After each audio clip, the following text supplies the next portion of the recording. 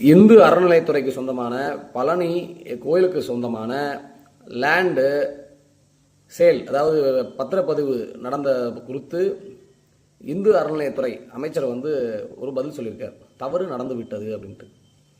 சரி, இது இருக்கட்டும். நான் ஒரு தீர்ப்பை வாசிக்கிறேன். அந்த தீர்ப்பை படிச்சுட்டு அதுக்கப்புறம் இந்த நடந்து தவறா சரியா அப்புறம் பார்ப்போம். ஆக்சுவலாக நடந்தது ஒரு பெரிய முறைகேடு, ஊழல்னு நம்ம அதை சொல்லலாம். ஊழல் கூட இன்னும் ஆப்டான வார்த்தை இல்லை, முறைகேடுன்னு சொல்லலாம்.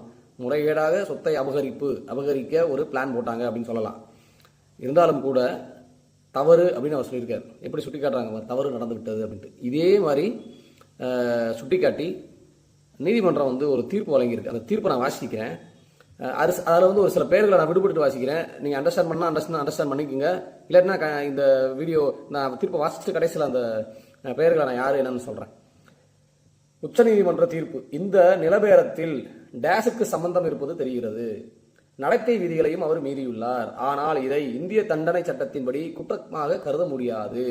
மேலும் இந்த நிலபேரத்தில் டேஸுக்கு தொடர்பு உள்ளதை நிரூபிக்கும் அளவுக்கு சட்டபூர்வ ஆதாரங்கள் இல்லை. பத்திரத்தில் உள்ள கையெழுத்து தன்னுடையது அல்ல என்று மறுக்கும் அளவுக்கு டேஸ் போய்விட்டார். டேஸ் போன்ற முக்கிய பதவிகளில் இருக்க மிகுந்த நேர்மை வேண்டும்.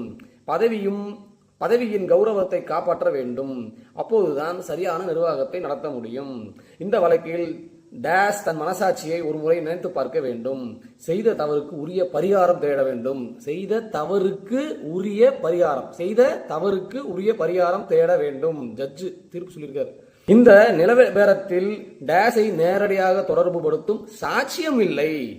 ஆனாலும் டேஸ் நிலத்தை நிபந்தனையின்றி மீண்டும் அரசிடமே ஒப்படைக்க வேண்டும். உச்சநீதிமன்ற தீர்ப்பு 24 நவம்பர் 2003. இப்போ நான் வாசிச்சு முடிச்சவொடனே உங்களுக்கு அந்த டேஸில் அழகாக யாரை எப்படி ஃபில்லப் பண்ணணும், அது என்ன வழக்கு எல்லாம் உங்களுக்கு தெரியும். அப்பையும் உச்சநீதிமன்றம் எப்படி சொல்லியிருக்கு, கீழமை நீதிமன்றம் கன்விக்ட் பண்ணுச்சு. குறிப்பிட்ட ஒரு நபரை கன்விக்ட் பண்ணி தேர்தலில் போட்டியிடக்கூடாதுன்னு தகுதி நீக்கம் பண்ணுச்சு. அதையும் மீறி தேர்தலில் போட்டியிட 4 இடத்துல மனு தாக்கல் பண்ணாங்க. அதையும் தள்ளுபடி பண்ணுச்சு. அதையும் மீறி முதல்வராக பதவி ஏற்றுக்கிட்டாங்க. பதவி பிரமாணம் செஞ்சு வச்சது ஒரு ஆளுநர், அவங்களும் ஒரு லேடி.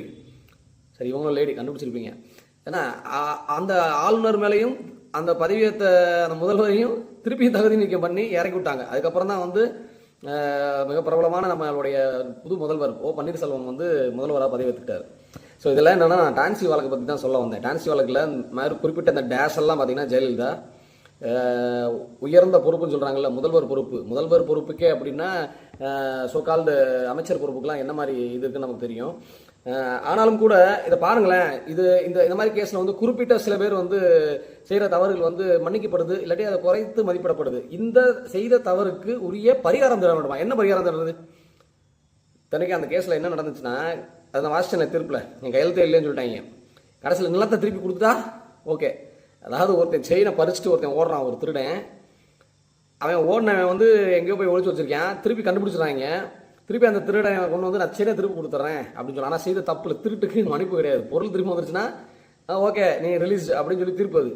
அதையும் கடுமையான வார்த்தைகள்லாம் சொல்லலை. நீங்கள் செஞ்சதை கொஞ்சம் மனசாட்சி போய் நினச்சி பார்த்துங்க ப்ளீஸ், பரிகாரம் தெரிவிங்க ப்ளீஸ் அப்படின்னு சொல்லிட்டு செய்த தவறுக்கு உரிய பரிகாரம் தேட வேண்டும். அழகு இல்லை? இதே தான் இப்போ அப்படியே கனெக்ட் பண்ணி பாருங்க. ரமேஷ், இந்து அறநிலையத்துறை அமைச்சர், இப்போ என்ன சொல்லியிருக்காரு? தவறு நடந்து விட்டது. எப்படி நிறைய செட் பண்ணுறாங்க பாருங்க. தவறா கடைசி வரைக்கும் தவறாக தான் இருக்கும். இது முறைகேடு ஸ்கேம்லாம் இல்லை. இதில் சம்மந்தப்பட்ட எந்த அதிகாரியும் முகத்தை கூட காமிக்கல இன்னும். சரியா? அன்னைக்கு என்னன்னா 3 ஏக்கர் நிலம், இது 1.5 ஏக்கர்னு நினைக்கிறேன். இப்போ அதாவது 3 ஏக்கர் நிலத்தை வாங்கினாங்க. யாருன்னா ஜெயா பப்ளிகேஷன் மற்றும் சசி என்டர்பிரைசஸ் 2 பேரும் சேர்ந்து ஜெயலலிதா தான் A1 குற்றம் சாட்டப்பட்டவங்க, அக்யூஸ்டு 1, A2. அதாவது நம்ம A1 சொத்து குவிப்பு வழக்கு தான் அவங்க A1 கிடையாது. பல வழக்குகளில் கொடைக்கானல் பிளசன்ஸ் வழக்குன்னு ஒன்று இருக்குது. அந்த ஹோட்டல் வழக்குலையும் அவங்க A1 தான், இதுலேயும் A1 தான். இந்த வழக்கில் 3 ஏக்கர் நிலத்தை சந்தை மதிப்பை காட்டிலும் 35 கோடி ரூபாய் குறைவான விலைக்கு வாங்கப்பட்டது. அது டான்சி நிலம், கவர்மெண்ட் நிலத்தை தான் வாங்குறாங்க இவங்க. அதே மாதிரி தான் இது இந்து சமய அறநிலையத்துறைக்கு சம்மந்தமான நிலம். ரெண்டுமே ஒரே கேஸ் தான், கிட்டத்தட்ட ஒரே கேஸ் தான். இவரெல்லாம் தகுதி நீக்கம் பண்ணி நாளைக்கு எலெக்ஷன்லேயே நிற்க முடியாமல் அளவுக்கு பண்ணலாம். இந்த மாதிரி கேஸ் தான். கொஞ்சம் கனெக்ட் பண்ணி பாருங்கள். ஆனால் இதெல்லாம் ஓகே, இந்த கனெக்ட்லாம் விடுங்க. இன்னொரு கனெக்ஷன் இருக்குது. ஒரே ஒரு ஒற்றுமை இருக்குது, ஒரு நூல் ஒற்றுமை இருக்குது. ஜெயலலிதா பண்ணாலும் தவறு தான், இந்து அறநிலைத்துறை அமைச்சர் ரமேஷ் பண்ணாலும் தவறு தான். மற்றவங்கெல்லாம் பண்ணால் அது வந்து கொடுங்குற்றம், ஊழல், ஸ்கேமு, பெரிய முறைகேடு. ஆனால் இவங்க பண்ணால் ஜஸ்ட் தவறு, அவ்வளோதான், மன்னிச்சுக்குவோம்.